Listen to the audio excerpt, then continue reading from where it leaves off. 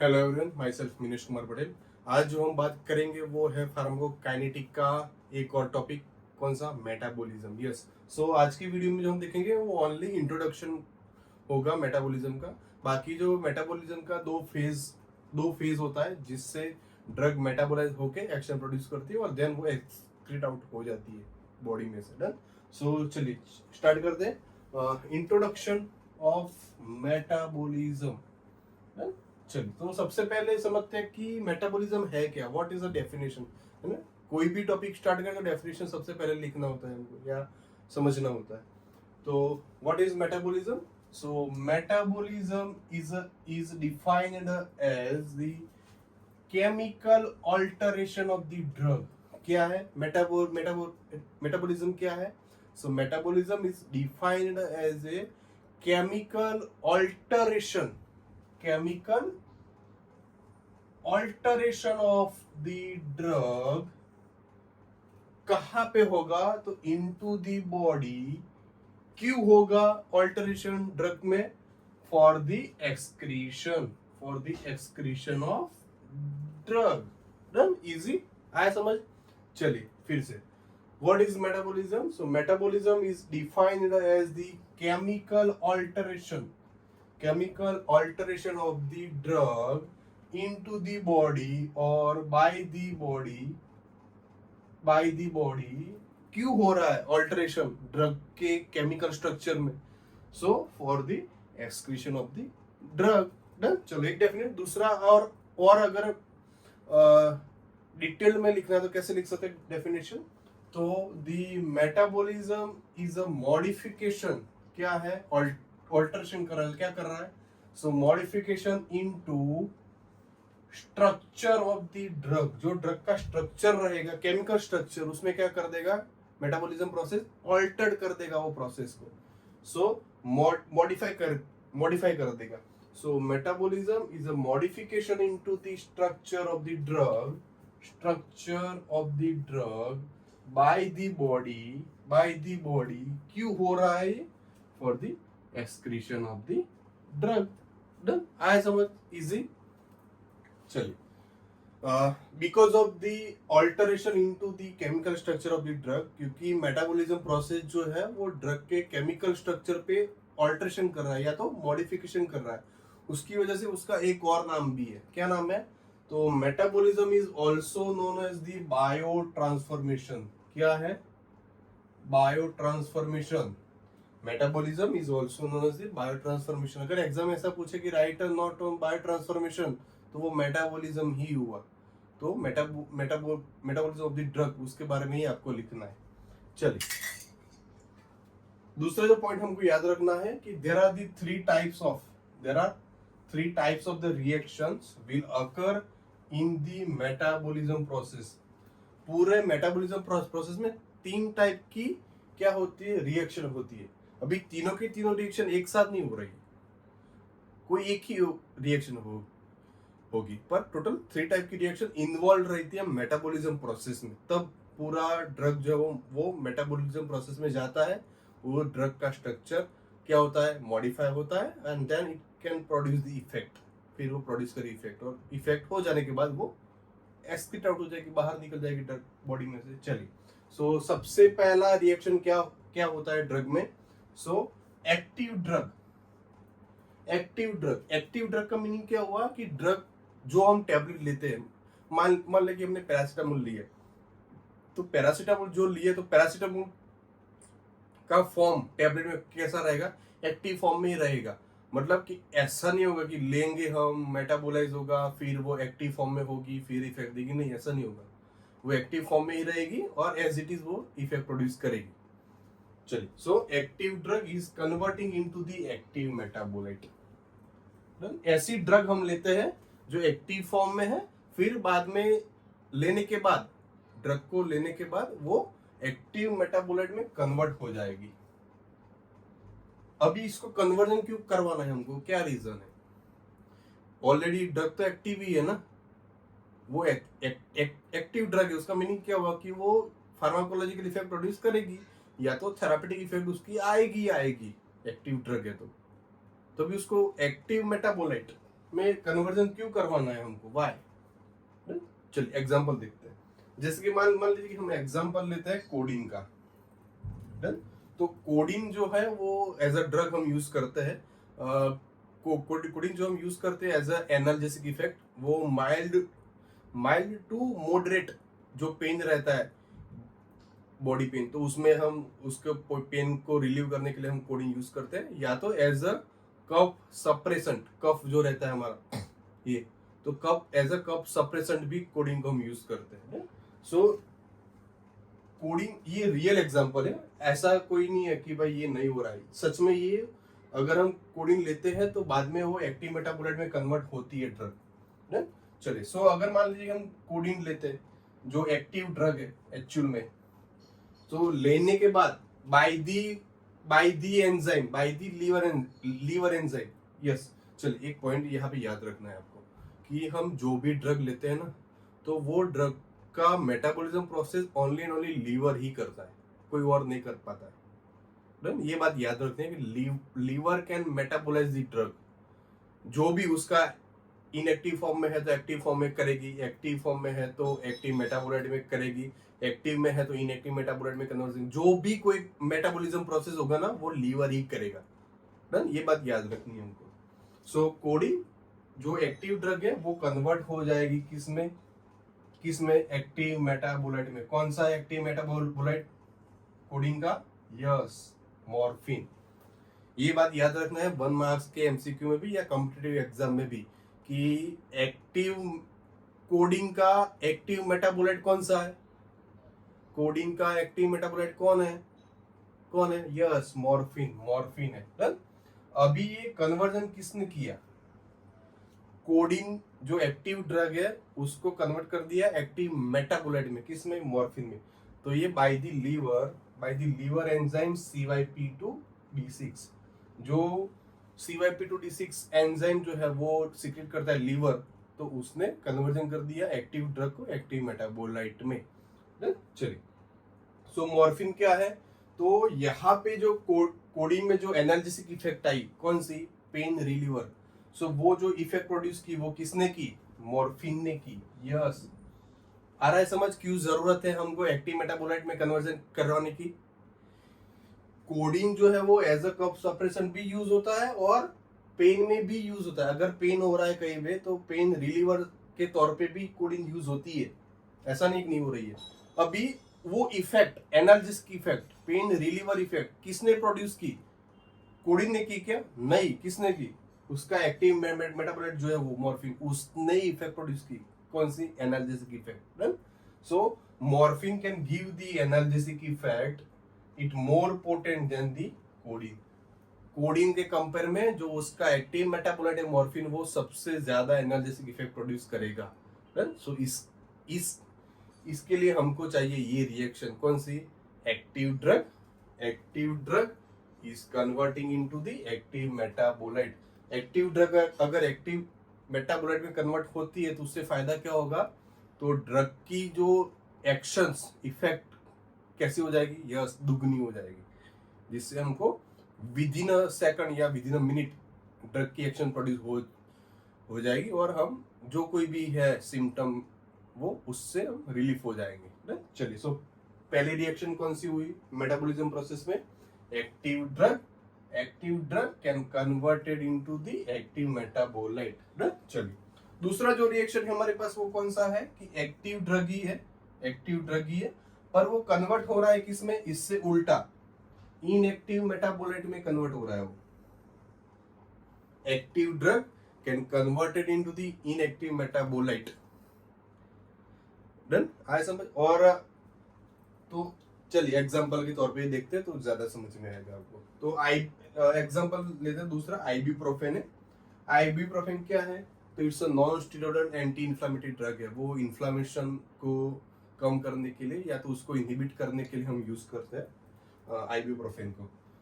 Fever में भी use करते हैं वैसे तो, क्योंकि वो NSAID है। तो आइबुप्रोफेन, तो यहाँ पे आइबुप्रोफेन क्या है, एक्टिव ड्रग है। अभी आइबुप्रोफेन का कन्वर्जन होगा किसमें, इनएक्टिव मेटाबोलाइट में। तो अब अभी आइबुप्रोफेन का जो इनएक्टिव मेटाबोलाइट है वो कितने, 2 है total. So it converted into the two inactive metabolite कौन कौन से, hydroxy ibuprofen, hydroxy ibuprofen and carboxy ibuprofen. ये दोनों इनएक्टिव मेटाबोलाइट है किसके, आइबुप्रोफेन के। ये बात याद रखनी है हमको एमसीक्यू में भी कि आइबुप्रोफेन के इनएक्टिव मेटाबोलाइट कौन कौन से हैं, yes, hydroxy ibuprofen and carboxy ibuprofen. ये दोनों ही इनएक्टिव मेटाबोलाइट है किसके, आइबुप्रोफेन के।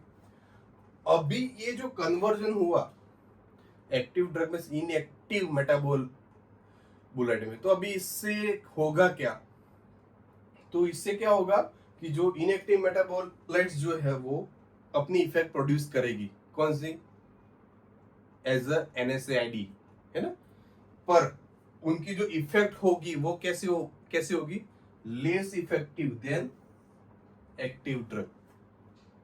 कैसी होगी, जो इनएक्टिव मेटाबोलाइट्स जो बने आइबुप्रोफेन की, उसकी इफेक्ट कैसी होगी, कंपेयर टू एक्टिव ड्रग कम होगी। जबकि देखिए आप यहाँ पे जो पहली ड्रग थी हमारी, जिसमें एक्टिव ड्रग में से एक्टिव मेटाबोलाइट बन रहा था, वहां पे क्या था कि एक्टिव मेटाबोलाइट की इफेक्ट कैसी होगी, यस, ज्यादा होगी, हाई होगी compare to the active drug. Active metabolite की इफेक्ट ज्यादा होगी compare to the active drug. यहां पे क्या हो रहा है कि एक्टिव ड्रग की इफेक्ट, यहां पे क्या हो रहा है, इससे उल्टा हो रहा है कि एक्टिव ड्रग की इफेक्ट ज्यादा होगी कंपेयर टू इनएक्टिव मेटाबोलाइट।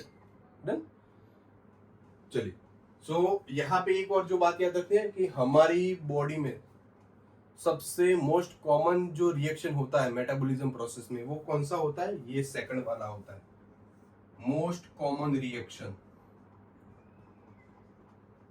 हमारी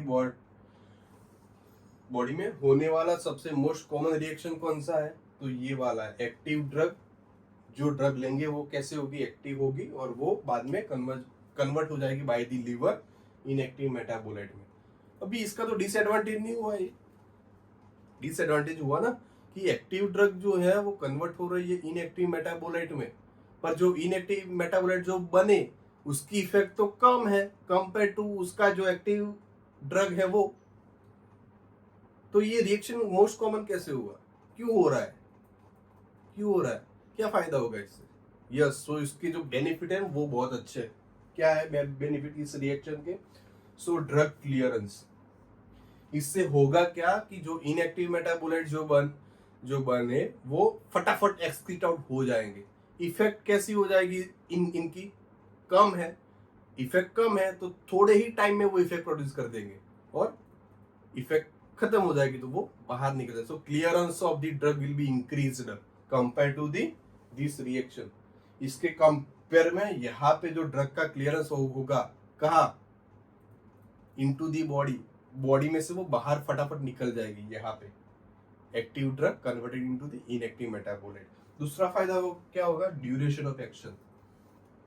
यहाँ पे जो एक्टिव मेटाबोलाइट्स का जो ड्यूरेशन ऑफ एक्शन रहेगा ना, वो पूरा कंट्रोल्ड होगा बाय दी बॉडी, कंट्रोल होगा। इसकी वजह से क्या होगा कि इफेक्ट प्रोड्यूस की ड्यूरेशन ऑफ एक्शन एक घंटे का है, तो 1 घंटे का टाइम वो होगा, वो मैनेज करेगा बॉडी, और 1 घंटे के बाद उसको बॉडी में से बाहर फेंक देगा, बाहर निकल जाएगा ना। तीसरा फायदा क्या होगा, अवॉइडिंग द टॉक्सिसिटी। अभी ड्रग पूरी की पूरी बाहर निकल गई तो फायदा क्या हुआ, यस, ड्रग की जो टॉक्सिसिटी प्रोड्यूस होगी वो कैसे हो जाएगी, नियर बाय जीरो हो जाएगी, होगी ही नहीं कोई टॉक्सिसिटी। सो ये बहुत बड़ा फायदा है इस रिएक्शन का। इसकी वजह से ये सबसे मोस्ट कॉमन रिएक्शन है जो हमारी बॉडी में हो रही है। चलो, तीसरा जो रिएक्शन है वो कौन सा है कि इनएक्टिव ड्रग। देखिए क्या किया, ये दोनों रिएक्शन में एक्टिव ड्रग ली। यहाँ पे हमने क्या लिया, active drug can converted into the inactive drug is converted into the active drug. क्या किया यहाँ पे हमने, कौन सी रिएक्शन है तीसरी, इनएक्टिव ड्रग एक्टिव नहीं हुई है, और उसको हमको फिर कन्वर्ट करके क्या करवाना है, एक्टिव ड्रग में फॉर्म करवाना है। डन, चलिए। सो इनएक्टिव ड्रग का मीनिंग क्या हुआ, प्रो ड्रग।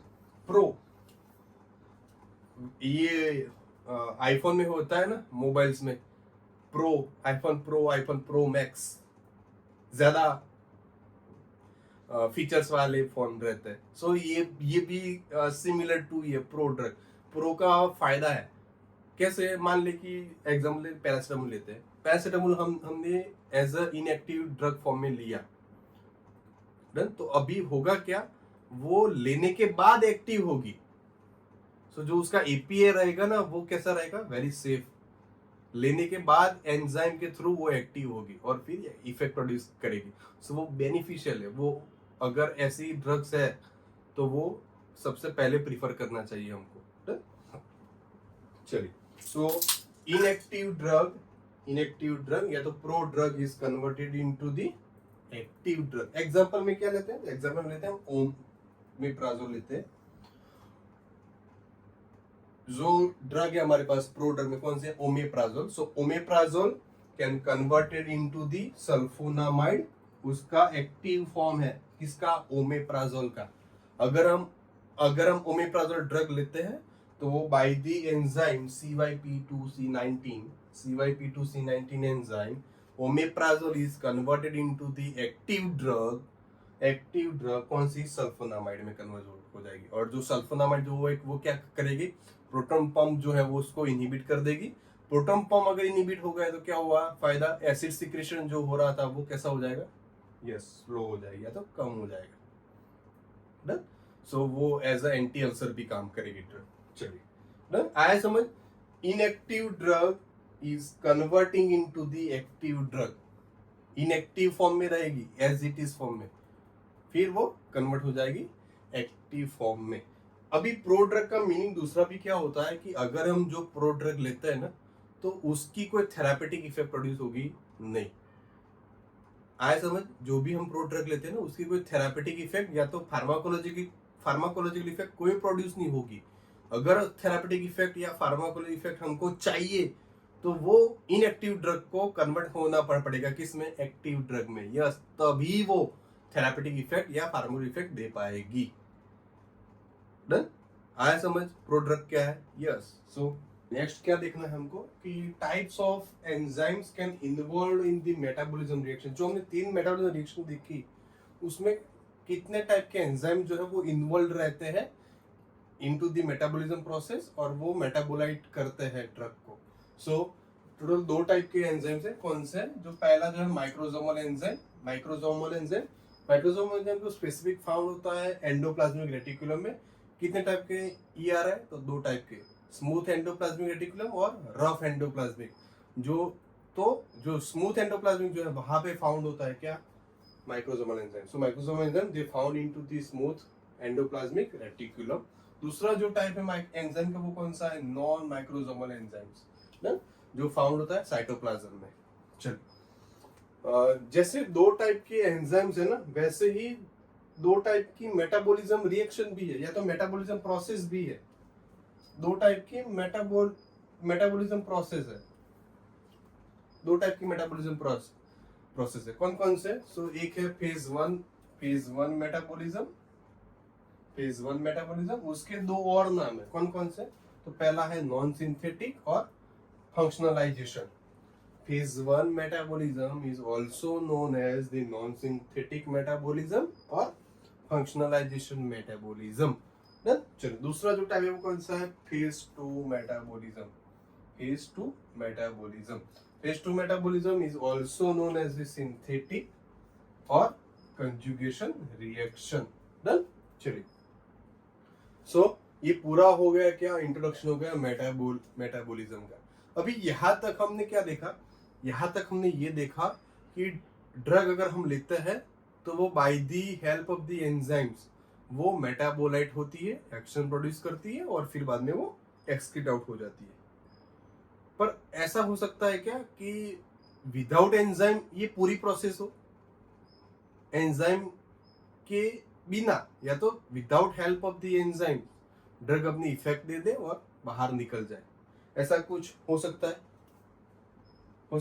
यस, हो सकता है। और क्या है वो हॉफमैन एलिमिनेशन। ये हमको बात याद रखनी है, वो सब, क्योंकि ये सबसे अलग पॉइंट है जो शायद एग्जाम में आ सकता है। हॉफमैन एलिमिनेशन, ये क्या है? Hofmann elimination definition, so it's a inactivation of drug, क्या है? It's a inactivation of drug into the body by the spontaneous molecular rearrangement. क्या होगा यहाँ पे? यहाँ पे स्पॉन्टेनियसली ड्रग का जो स्ट्रक्चर है वहां पे मॉलिक्यूलर, ड्रग का जो मॉलिक्यूलर जो है उसका रीअरेंजमेंट हो जाएगा, मॉलिक्यूल्स जो है वो रीअरेंज हो जाएंगे। So the spontaneous molecular rearrangement of the drug without the help of any enzyme, किसी भी एंजाइम की मदद के बिना ड्रग का मॉलिक्यूल जो है वो कैसा हो जाएगा? रीअरेंजमेंट हो जाएगा, उसका रीअरेंज हो जाएगा वो, और वो कंटिन्यूस होता रहेगा ऑटोमेटिकली, यहाँ पे किसी की जरूरत नहीं है, तो वो कैसा होगा? पूरा ऑटोमेटिकली होगा। डन। और डिटेल में समझना है तो स्पॉन्टेनियस मॉलिक्यूलर रीअरेंजमेंट क्या है? तो रीअरेंजमेंट किसका रीअरेंजमेंट हो रहा है? तो यहाँ पे rearrangement of the molecules in the drug structure, drug का जो स्ट्रक्चर है वहां पे मॉलिक्यूल्स जो ड्रग के उसका रीअरेंजमेंट हो रहा है। कैसे हो रहा है? तो ऑटोमेटिकली सो उससे फायदा क्या होगा? So structure of drug will B change, drug का जो स्ट्रक्चर है वो चेंज हो जाएगा। ड्रग का स्ट्रक्चर चेंज हो तो उससे फायदा क्या हुआ? So drug can excreted out from the body without help of any enzyme, enzyme की मदद के बिना ड्रग एक्सक्रीटेड आउट हो जाएगी, उसको क्या कहेंगे? तो it is known as the Hofmann elimination. Hofmann elimination क्या हुआ? Without help of the enzyme drug excrete out हो जाएगी। डन? चल done. So this is the whole about the introduction of the metabolism. Next जो हम video में देखेंगे उसमें क्या क्या देखेंगे?